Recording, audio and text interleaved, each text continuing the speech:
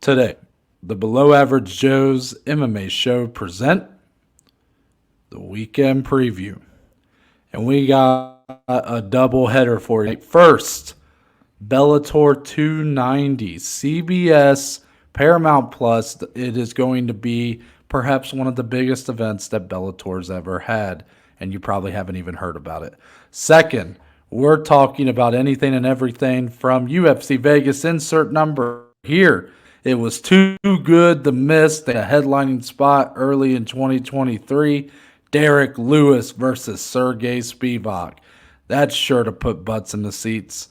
And we have some great fight announcements, including multiple headlining bouts. All this and more starts right now. Welcome back, everybody. Thank you for joining us. Episode 263. Dominic, on this fine Tuesday. That's right. We are still releasing this on Friday, but we are recording this a little bit earlier than usual. I'm feeling good, Noah. It feels good to be back in the saddle after a layoff. And now there's no more teasing, right? Because we had MMA back for 2 weeks after a long hiatus, but then they hit us with a random week off. It's no more. We've got 8, 10, maybe even 12 straight weeks of fights coming up. Multiple promotions, of course, with Bellator this weekend with 2 big title fights that no one knows about. It's going to be fun, man. I'm just happy to be back. We got the rhythm going. We got plenty of content going all across the Below Average Joe's brand. I missed your beautiful face, Noah, so it's good to see you back in here with me in the studio. I'm ready to rock and roll. How are you as we get going? I'm doing well, Dom. Doing very well. I was, of course, back in Ohio this past weekend.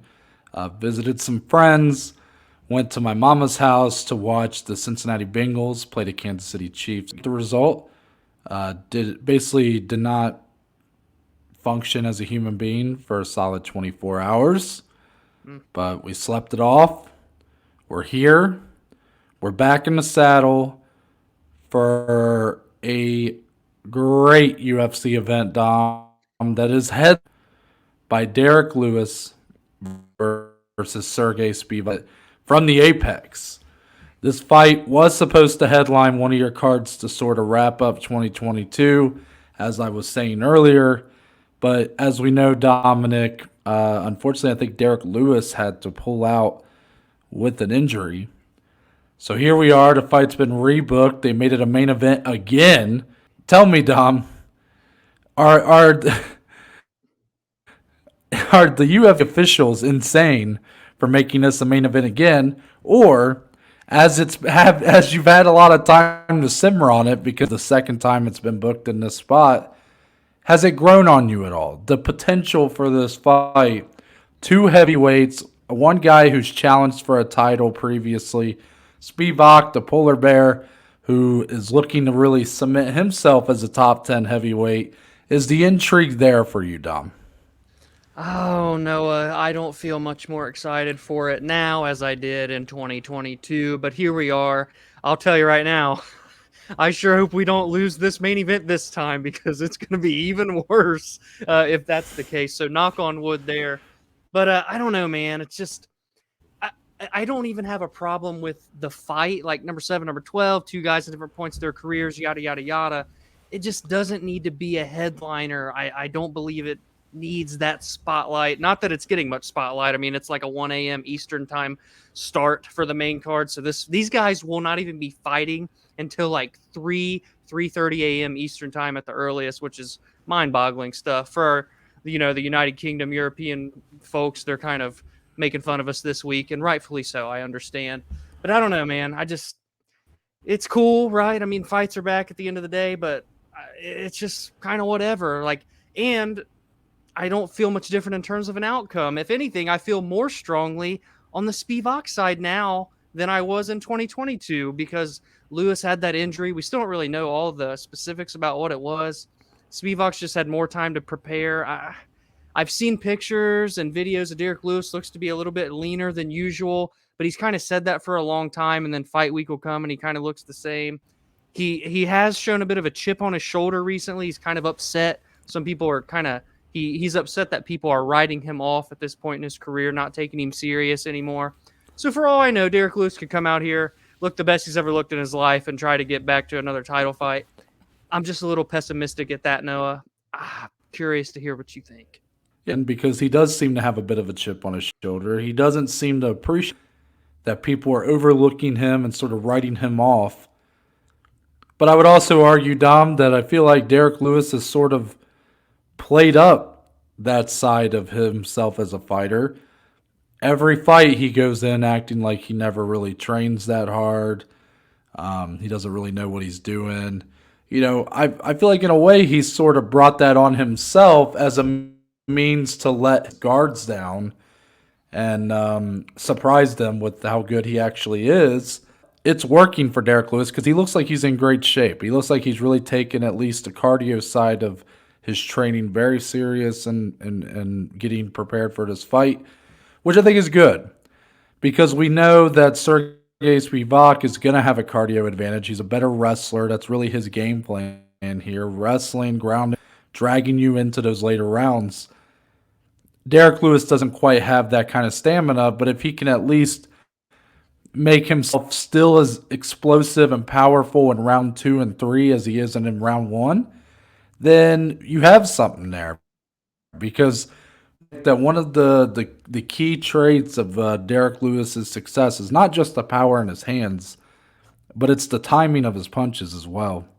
You look at the knockout he had against Curtis Blades, uppercut, a fight he was losing handedly, even on the feet, for the entire first round.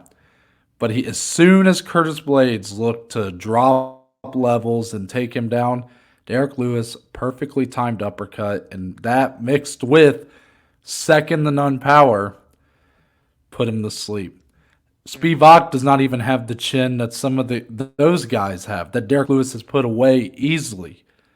So, yes, I see your point about maybe feeling more confident in Spivac because this train has to go off the rails at some point for Derrick Lewis. We sort of are accepting to the fact that his best days are probably behind him, but that's exactly the scenario that you put him up against, and he tends to surprise people. Right when you think, okay, he's got nothing left, he'll take on a couple more losses, and then that's it. That's when he kind of rewinds the clock and puts up a really good knockout to have people talking some more. If I were to bet on MMA, which I am not legally allowed to do at this point, there is a legally binding contract between me and the show that I will not do that until I get my ghost bets right. But if I were, I'd probably sprinkle a little something on Derrick Lewis because at plus 185 at heavyweight, I had never liked huge spreads at heavyweight anyways. Obviously this card's a little lackluster. There is, however, I will just mention that the road to the UFC semifinals are happening on this card, right? Isn't that 4 of the fights on the prelims? Am I right about that? Correct. Yep, 4 of them. So if that's something you're looking out for, that's on here as well. There's also some good prospects on this card. Tatsuro Taira at flyweight's probably the biggest one. I still like the Korean Superboy Dom Do-Ho Choi. He's on this card, fighting Kyle Nelson. He needs a win for sure. He's lost like 3 in a row, has only fought 3 times since 2016 or 2017. Been much more scarce in his fighting, but I still believe in Do-Ho Choi. So there's definitely some guys on this card that I'm interested in, but usually their opponent doesn't quite feel up to their levels. So it has an uphill battle, but these are the cards that could always surprise us the most. You never know. Yep, very true. Good point. A card that's a little bit better, but you probably have heard even less about, is Bellator 290. This is also going down Saturday. Of course, the one time that Bellator doesn't put their fucking card on a Friday. They do it on Saturday, and it's a jam-packed Saturday just scheduled, Dom. You got Duke in North Carolina playing Saturday. I mean, there's a lot going on. I like that Bellator is going to be on CBS. That at least makes it feel a little different, a little special. Kind of reminds me of the old Strikeforce days when Strikeforce would air on CBS. Actually, I think Strikeforce was the last time CBS aired MMA on national television. And Fedor Emelianenko run it back. So it'll be the second time that these two have fought. champion Fedor to challenger. A lot of people thinking this might be Fedor's retirement fight. Of course, you may not know for sure because there's not been a whole lot of promotion for this fight. But Dominic, Fedor, one of the best to ever do it, but a guy who is clearly on his last leg, clearly past his prime. But there's also some questions about Ryan Bader at this point. Ryan Bader did defeat Fedor pretty easily. Hit him with it was like a hook jab type deal. Like he almost wanted to throw both and instead threw a mixture of the two and actually knocked him out. And I think that was their heavyweight Grand Prix. I don't know if it was the semifinals or the finals, but because of that, you got Ryan Bader has a pretty big advantage here. But we've seen Ryan Bader look like he missed a little bit. Now it is a heavyweight, and his last loss was at light heavyweight, so maybe it was just the weight cut, and at heavyweight he's just going to look a lot better. But you go up against a surging Fedor. This matchup is interesting. Feels like he's a favorite here. How are you leaning on? Yeah, it's hard not to side with Bader still just because he's looked so good in Bellator at heavyweight. I mean, he's undefeated at that weight class. His only losses in Bellator were at 205, and he was still a champion there. It's crazy just looking at the stats as we get recording today. Fedor made that big return fight kind of out of nowhere against Tim Johnson, knocked him out. No, that was in October of 2021. It's been that long ago since that fight happened. Holy crap, dude. I did not realize it. So he's had another insanely long layoff here. And now he's coming into the title fight, probably his last hurrah against Bader, a guy that's already knocked him out once. It's interesting. It is really interesting. It would be quite the story if Fedor could pull off the upset here. I feel like obviously Bader being the more active fighter, especially even at the heavyweight division, his last two fights have came there as early as last May. I just feel like the momentum is still there. He's still holding that title. The last thing he wants to do is lose both of his belts in a matter of a year and a half. So I would side with Ryan Bader here, but it would be quite the swan song if Fedor can come in and win that belt in his last fight. Yeah, I mean, what a moment that could be. You know, it's so rare in this sport, Dom, that you see the legends, the all-time greats go out on top.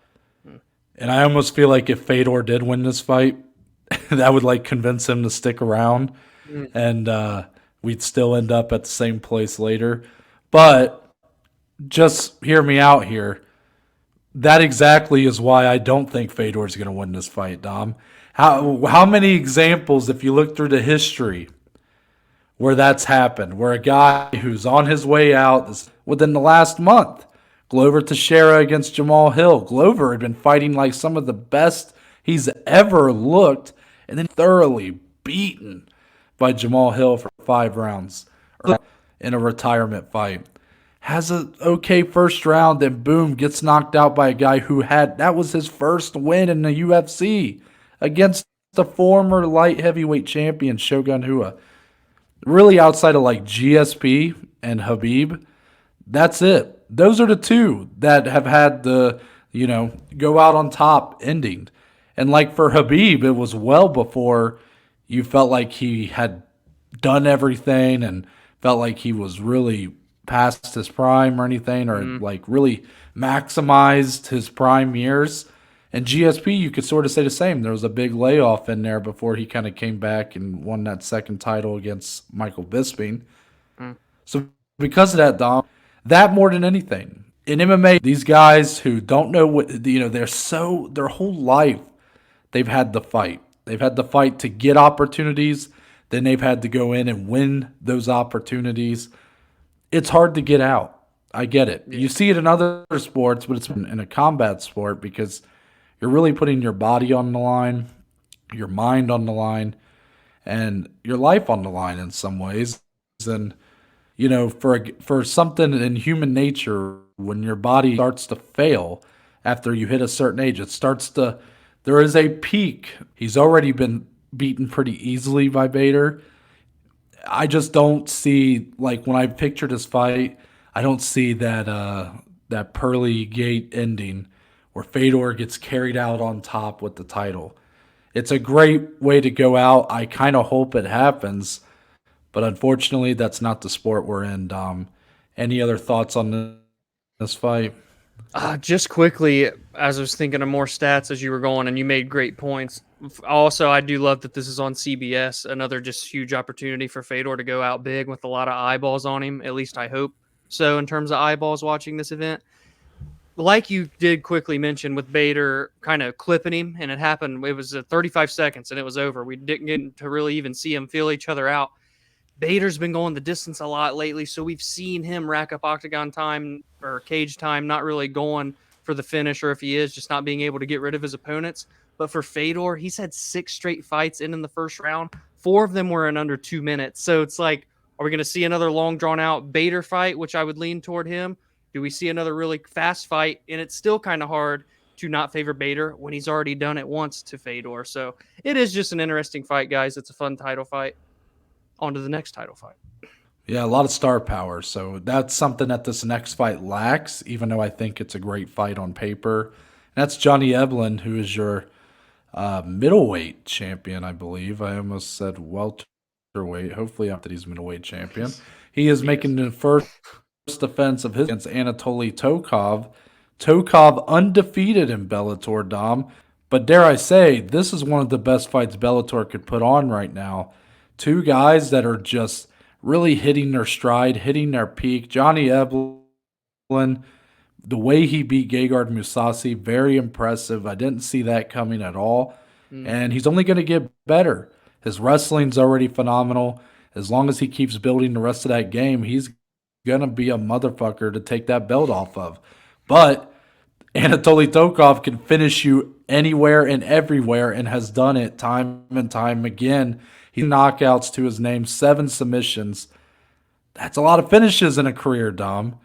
And yes, he even has some decision wins as well. So he is truly capable of winning this fight no matter where it goes, no matter how long it goes. So this is going to be a real big test for Johnny Eblen. Not going to get the shine it deserves on a card that's already under-promoted.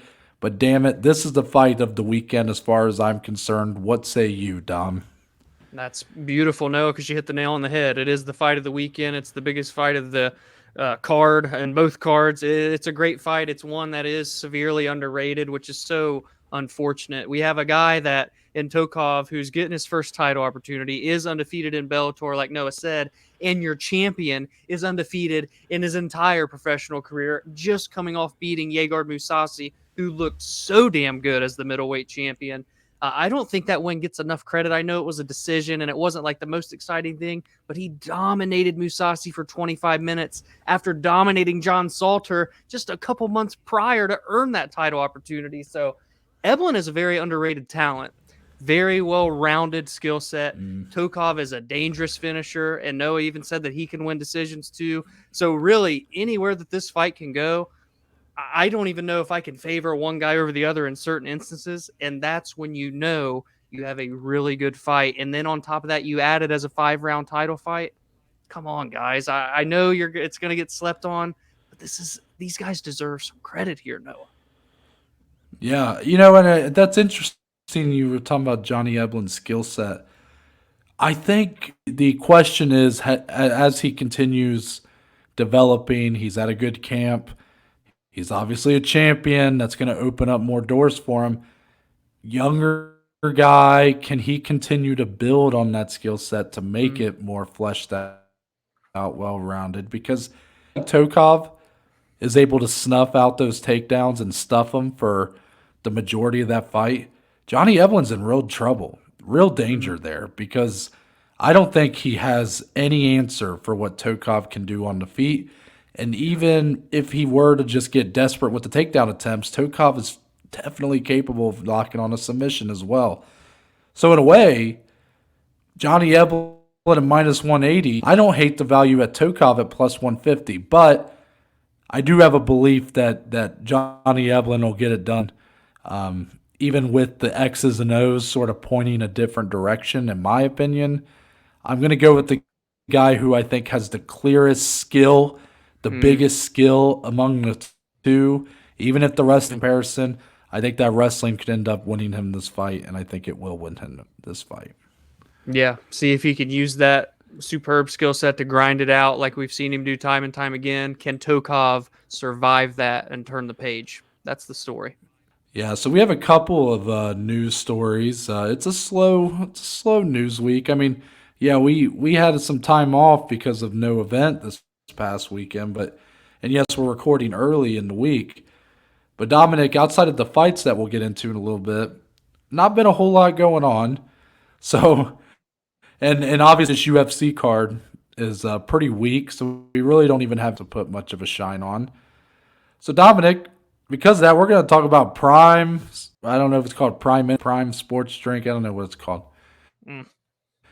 But Logan and KSI's sports drink Prime is now the official sponsor of the UFC. The Paul brothers have invaded him and Logan Paul with the UFC. They're shaking hands. They're kissing babies. They're sponsoring the corners. Like the Prime Rehydration Corner or whatever now. So Jake Paul signed with the PFL. What world are we living in, Dom? 2023 is a disaster. No, I'm just kidding. But my question for you is pretty simple. Just a little something to throw in here. This is almost like a closing statement. But I just want to know, Dom, have you tried Prime? And if so, what were your thoughts on it? It's supposed to be like a Gatorade Powerade kind of alternative. Yeah, so I've actually not had it, but I am starting to see it more and more. I know that it's basically what Body Armor is or was. So it's a shame. I'm a big Body Armor advocate. So to see them not with the UFC anymore does hurt me. And of course, it's the Paul brothers that may take that deal over. But I have heard good things about the drink, so I am going to have to try it just to see, just to check it out. But this is a big deal for the Paul brothers, Logan Paul specifically, with the UFC here in KSI. To get it's awesome. We've seen these guys, regardless if you love them, you hate them, you're in between on them. They know how to do business and they know how to make money. And this is just another prime example. No pun intended there. I really didn't mean to do that. But I'll just say one thing. I saw the deal with like the recovery zone thing, and they're going to have their picture on the cage, normal sponsor stuff. But we're not actually going to have Bruce Buffer say, now fighting out of the blue Prime hydration recovery zone, and then in the red Prime hydration recovery zone. We're not saying that, right? Noah, tell me we aren't saying that. We're going to find out Saturday, I guess. I surely hope that that's not the case. I heard as part of the deal stepping away, and Logan Paul is taking over his position. No, makes sense. Would it surprise you, Dom, to know that I've actually tried Prime? That surprise you? Ooh, okay. Tell me your thoughts. So I had 3 different flavors. I had yet to see it been at up until probably 2 or 3 months ago. I was at a gas station back in Ohio, actually, when I was staying with my folks, and went in there and I saw they had like 5 different flavors. And I was like, you know what? I'm going to try this. Very simple, but you got the full. I like the color scheme. Like, it's just very much that color on the bottle. Like, it's not trying to overdo it with the look. I kind of like that. So I got Fruit Punch, which is the red lime in the green bottle. And then blue bottle was like blue raspberry or something like that. So I thought out of those 3, when it comes to Gatorade or Powerade, Fruit Punch and lemon lime's like my favorite for Powerade, for Gatorade. I love lemon lime. Fruit Punch, variation for both as well. Blue raspberry I don't even think is something that Gatorade or Powerade offer, but blue Powerade and Gatorades are awesome. Yes. So, inevitably, I thought these were going to be good comparisons for how good are they really. Mm-hmm. So, truthfully, didn't love them. Lemon lime time. And I think what it was, Dom, was in Gatorade and Powerade, you notice lemon lime is yellow. And I think I realized the big difference here is they're very lemon heavy. Prime focuses more on the lime, hence why And I think I just preferred the lemon a lot more than the lime. So didn't love it. I think the best one though was the blue good. Fruit punch was okay, and lemon lime I just probably would never have. I think it's better than Gatorade or Powerades, and at this point in my life, I tend to drink like the zero sugar versions of those anyways, Mm-hmm.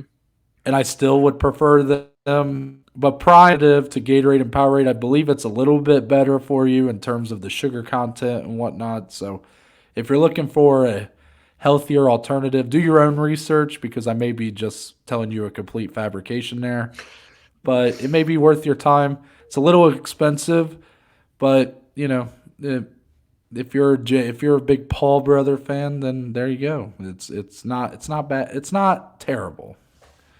And us being huge Paul brother fans, I am gonna have to try it now, Noah. So I will keep you updated on when that happens.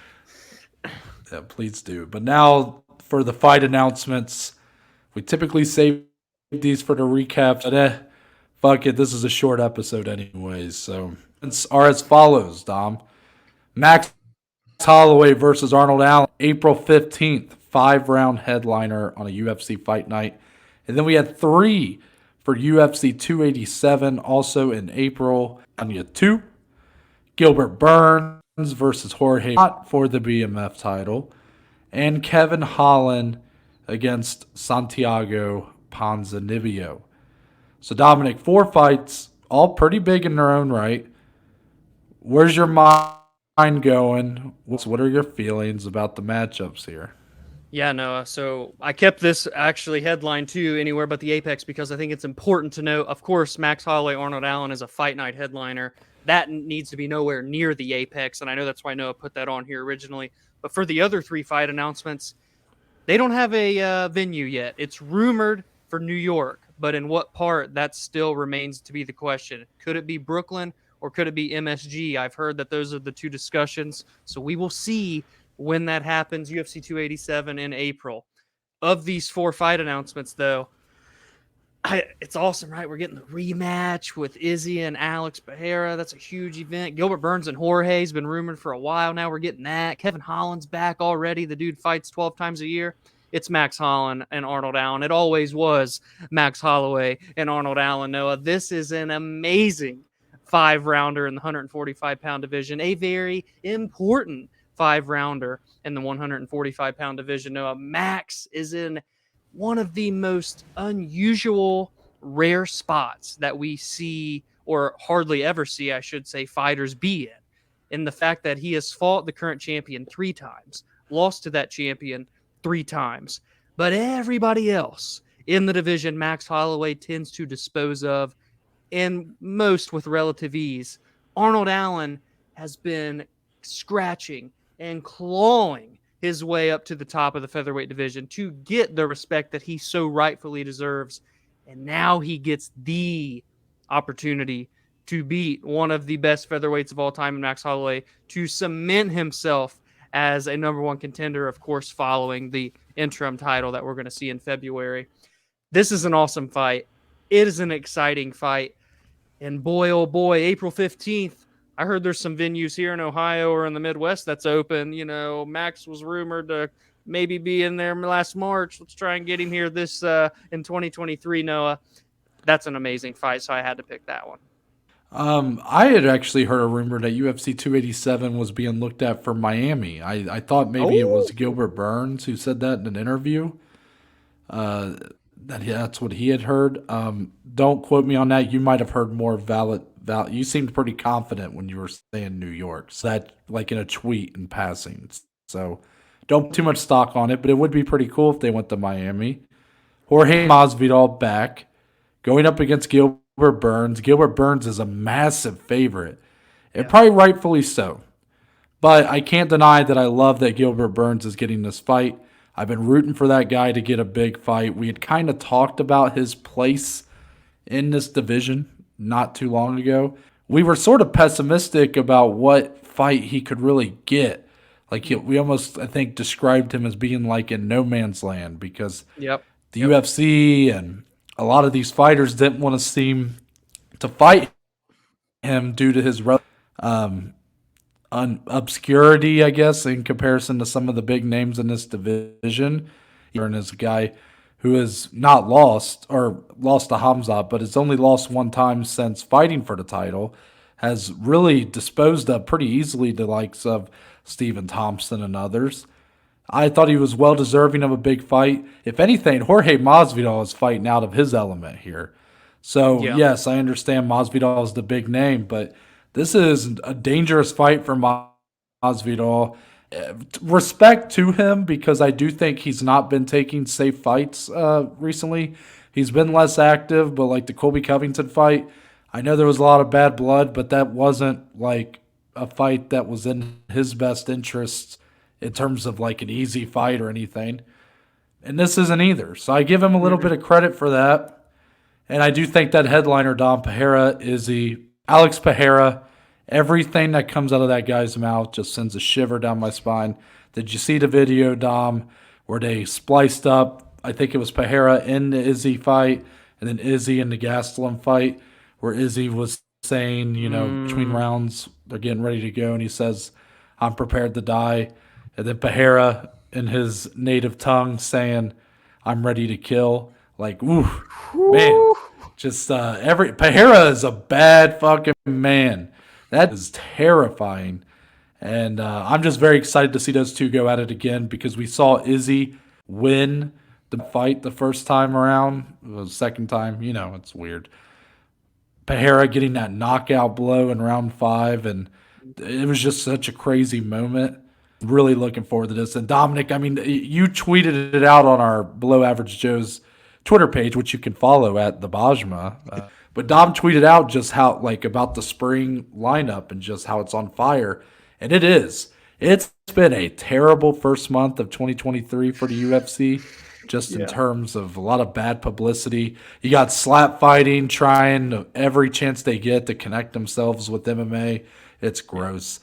But starting with not this weekend, but the following weekend when you have Makhachev versus Volkanovski, all the way until what's now been announced with Pereira versus Izzy 2, are banger. I mean, that is so many just massive, all-time kind of legacy fights. And I am just beyond excited for the roller coaster we're about to go on the next 4 or 5 months. It's going to be so much fun. Yes. Anal goosebumps Noah just gave me there, and I love when he does that to me. So let's go, baby. So that's it. But we only end the show one way, Dom. And that's what the little segment we like to call closing statements. The point of the show where me and Dominic can talk about anything and everything, MMA related or not. All right, Noah, this is what I got for you today. Been thinking about this one. Lately, sometimes I bring decent questions. Sometimes I don't have nothing, or I'll think of them really late while we're going. This one I've had ready, and I've been wanting to discuss it. Ask the community. So let's do this. First off, to preface this and why it's been on my mind, on Saturday, this past Saturday evening, watched the WWE 2023 Royal Rumble, Noah, from start to finish. The first time I've watched a WWE pay-per-view start to finish in probably over a decade, well over a decade if we're talking full thing. And I found myself enjoying it, right? I don't really know many of the wrestlers nowadays or many of the storylines, but it was just fun. Noah knows I've been on a rewatch of like when we were strong into at the end of the Attitude Era, the Ruthless Aggression Era. I'm rewatching those on Peacock, having a blast. But anyway, on Saturday, it got me thinking, and sometimes when I'm at the gym, an old wrestling song will come on, like the Rock playlist, and I'll be, oh, yeah. And who is this wrestler that had it? So it got me thinking. I want to ask Noah, because I don't think I know the answer, and I want to ask you all, and I want to tell you all my answer. What's your favorite WWE theme song / intro song for a wrestler? And Noah, rather than making you pick just one, I'm going to give you this. Give me your number one, and then you can give me an honorable mention. I will let you go first unless you would rather me give you mine first. No, that's fine. I can go first. I'll tell you what's hilarious, though, is that I also watched the entirety of the 2023 Royal Rumble. And that's funny because me and you did not even talk about it. But that was part of the reason I went to Columbus to visit some of my friends because, none of us watch it anymore, but a lot of those guys, we all kind of grew up with it, like me and Yeah. Dom did. So it was just fun. Like, they were all drinking and stuff. And it's fun to watch it with people because it's so ridiculous now. But it was, it wasn't, I didn't think it was a great show, the Royal Rumble. It disappointed me a little bit, but I'm also just so out of it now that it's hard for me to Yeah. get that invested into some of these newer people. So it felt like if you were an older fan coming, like it was like the show least meant for people like me. Because Dominic, did any guy that we grew up watching have a moment to shine here? Rey Mysterio never showed up to the Royal Rumble. Brock Lesnar was in for like 2 minutes. T Yeah. came into the Spinaroonie, but he looked old. I mean, I'm trying to think of who else. There was no Randy Orton because he's hurt. No John. I mean, it was there wasn't a ton of our guys that we grew up with getting a lot of shine here, Dom. It was not a lot of surprise entrance. I was waiting for the Hurricane. That was my we all predicted at Columbus an old timer that would come back for this match because they always do that in the Royal Rumble. And I Yeah. said the Hurricane would be the guy. Didn't come back. But Mm. Mm. for the answer to your question, the best theme song.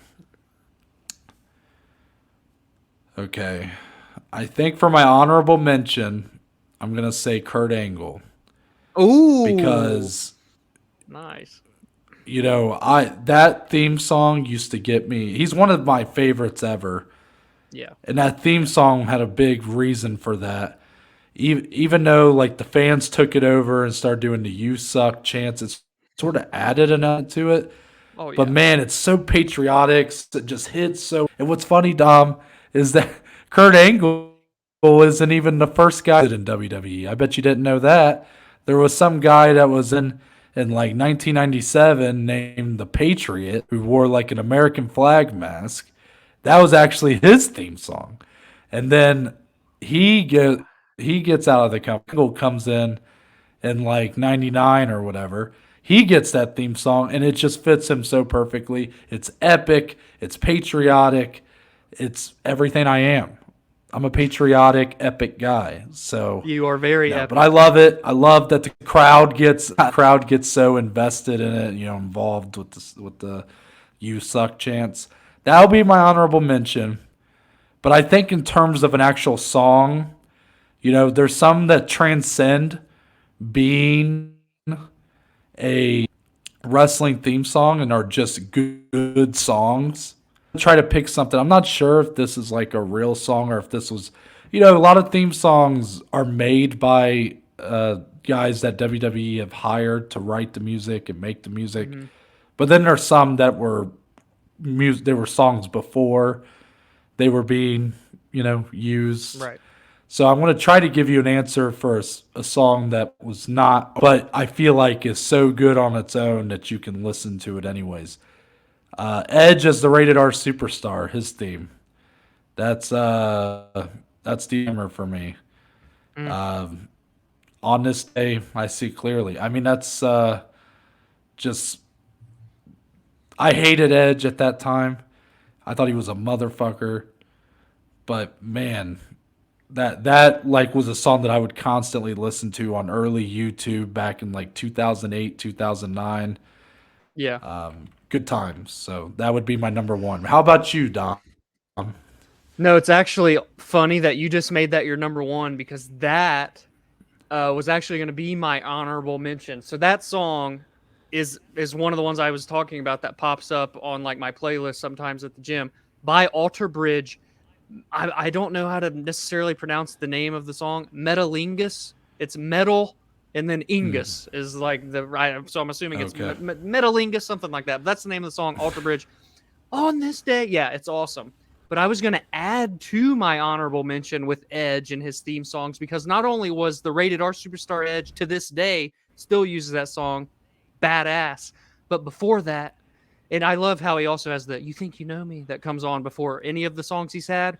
The Rob Zombie Edge theme song was also badass. So Edge in general gets my honorable mention with both of his songs. Scream If You Want It. I Want It More. I can't remember the name of the song by Rob Zombie, but that song was sick. Yeah, okay. Now I know what you're talking about. Yeah, Yes. that's a good song. So Edge in general gets my honorable mention for 2 fantastic theme songs. But for my number 1, I have to go The Game by Motorhead. Triple H.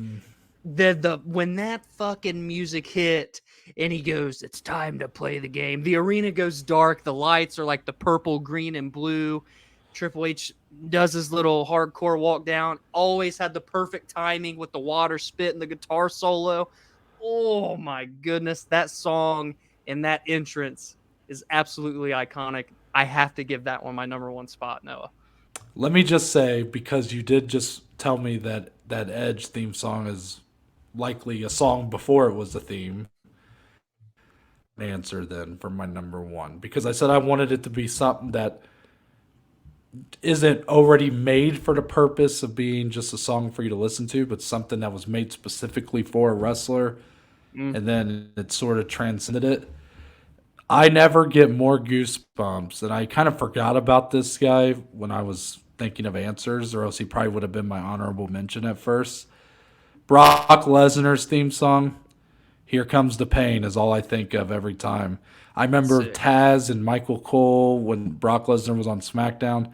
Every time that theme would come on, you'd hear Taz go, well, here comes the pain. And you knew that shit just got real every time. Brock Lesnar, a bad motherfucker. And guess what? It's an MMA podcast. So, of course, I'm going to give Brock Lesnar a little bit of shine. I sure as shit ain't going to say CM Punk's theme song. That's great. But someone that made a little more of an impact on our sport here, Dom. So, Brock Lesnar it is. Yeah, I love that, dude. It was never any lyrics or nothing either. Guitar, drums, and a sick beat. That's all it was. And he still uses it 20 years later. I mean, it's badass. Yeah. Well, I think that's a good enough closing statement for the two of us. So my name's Noah Baker. That's Dominic Slee. We are but just 2 of the below average Joes, and we'll see you guys on Monday.